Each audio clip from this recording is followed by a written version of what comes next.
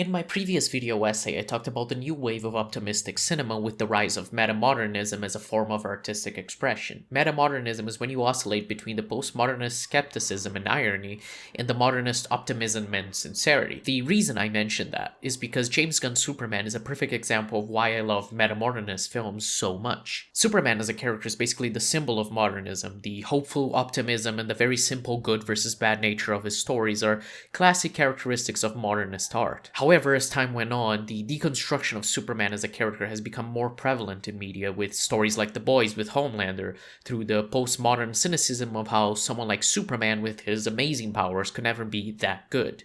God is all-powerful. He cannot be all good.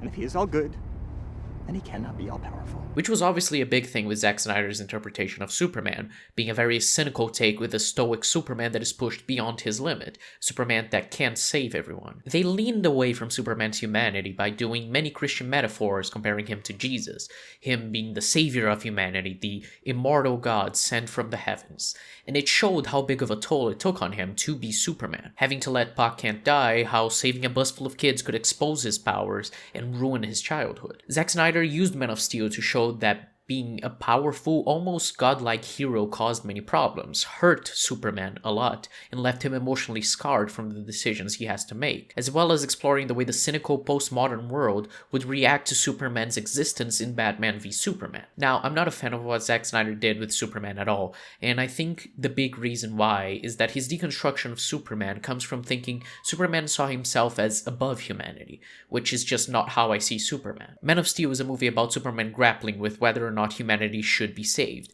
which should never be the case with Superman because that means he's putting himself above humans, that he gets to decide if they can continue to exist. That's what James Gunn's version of the character did beautifully right. James Gunn took the current political climate and general apathy and cynicism we see nowadays and put it in the film about how hard it is for the world to accept someone as nice and as pure as Superman. James Gunn used the backdrop of a global conflict, which seems heavily inspired by the real events of Israel and Palestine, where Superman stops a war, stops a genocide, but does so by going against the wishes of the American government, intervening in foreign affairs and causing more trouble by doing so. But he doesn't understand why it's so hard to get why he did it. He just wanted to help people. He just wanted to stop people from dying. His optimism and his naivety make him so compelling because, while still doing the cultural criticisms that come with deconstructing the character of Superman, the film also shows that the answer to modern-day apathy and cynicism is Superman's hopefulness. It's just wanting to do good on a very basic level. Superman is a huge inspiration for many people in this film because he's always just trying to help. There's no pretense, no sense of being owed something for being humanity's savior. He's just doing it because it's right, like saving a squirrel while fighting a kaiju. I think the direction this film went is perfect to explore Superman because it doesn't try to be some modernist hopeful piece about good versus evil, but explores that there are gray areas, that the modern world is complicated, and would use Superman as a vehicle for a larger culture war, evidenced by the film itself being used in the stupid culture war, when all Superman wants to do is be a good person, is to serve humanity. It's because of the way they characterize Superman as this person who's optimistic to a ridiculous extent that the tone of the film works. The absurdity of the world, of blacks having a secret pocket universe with mind-controlled monkeys tweeting hate messages about Superman, it all works because the film is embracing the absurdity of its universe and its characters, and especially trying to push Superman to his limit, to see if he would crack under the pressure and lose his hope. But he never does. The film leaves you with a stupid grin on your face because it shows someone who's good and who doesn't let go of his decency because the world wants him to, which is very heartwarming and the perfect way to characterize Superman in current day. In a world of apathy, being kind is the new punk rock, which interestingly means the most interesting way to explore Superman is to make him a static character, one who is pushed to change by the world but who doesn't budge. He really doesn't go through an arc in this film, and it's to the movie's benefit. It's to characterize him firmly as the Boy Scout he is. A lot of people were worried that James Gunn wasn't the right fit for Superman. He's gotten used to writing unknown characters in groups of misfit assholes who make each other better, but now he was writing who's supposed to be the best of humanity. However, I fully believe James Gunn would be the man for the job because he just gets what is needed for a Superman story. He has always known when to drop the irony in his stories and focus on something real, on embracing the absurdity of superhero stories and honestly engaging with the characters instead of feeling ashamed for being silly. In the first Guardians of the Galaxy, instead of doing the classic MCU thing of pretending to be above it, he has Peter Quill say, "Said it yourself, bitch." We're the Guardians of the Galaxy. James Gunn knows that this is a cool moment, and he lets his characters embrace how cool they are, instead of trying to downplay it because their name is silly, which he does the same thing with Mr. Terrific in Superman, or when Quill tells Yondu he looks like Mary Poppins. What? You look like Mary Poppins. Is he cool?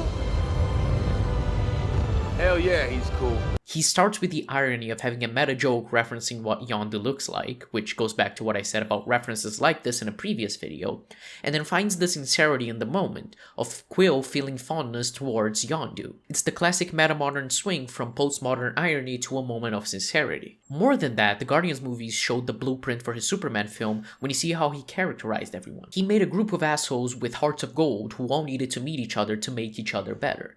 He does the same with Lois Lane and the Justice Gang, them being inspired by each other and especially Superman. By the end of the Guardians trilogy, Rocket has fully let go of his irony-filled persona of not letting anyone into his life and now embraces his new family.